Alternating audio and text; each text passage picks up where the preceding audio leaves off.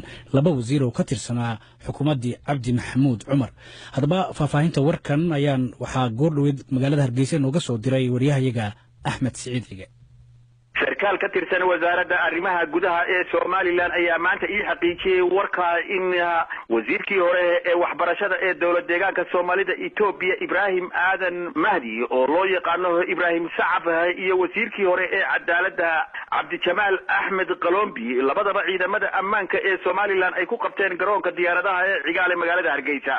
sarkaalka u hadlay wasaaradda arrimaha gudaha ee Soomaaliland wuxuu ii sheegay in labada wasiir loo haysto in ay iyaga oo aan fiisa ama dalku gal haysan ay dhuumasho ay ku soo galeen Soomaaliland markii dambena lagu qabtay gegida dayuuradaha ee Hargeysa iyaga oo markaasi si dhuumasho doonayeen uga dhoofaan. sarkaalka wasaaradda arrimaha guduhu ma sheegin faahfaahin intaasi dheer iyo labada wasiir ee hore ee dawlad deegaanka Soomaalida Itoobiya ka tirsanaa meesha ay uga duulayeen Hargeysa.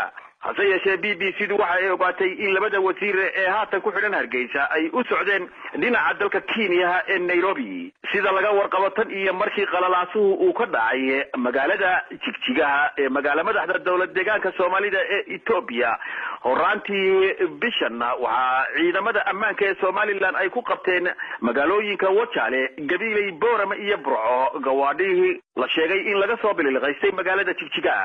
waxaa kaloo jiray dad badan oo badidoodu ay ganacsato ahaayeen oo ka soo cararay qalalaasahaasi Jigjiga oo soo gaaray dhinaca Soomaaliland kana soo gudbay Wajaale laakiin markii dambe xaaladdu ay degtay dib ugu noqday guryahoodii iyo meheradahoodii ee magaalada Jigjiga.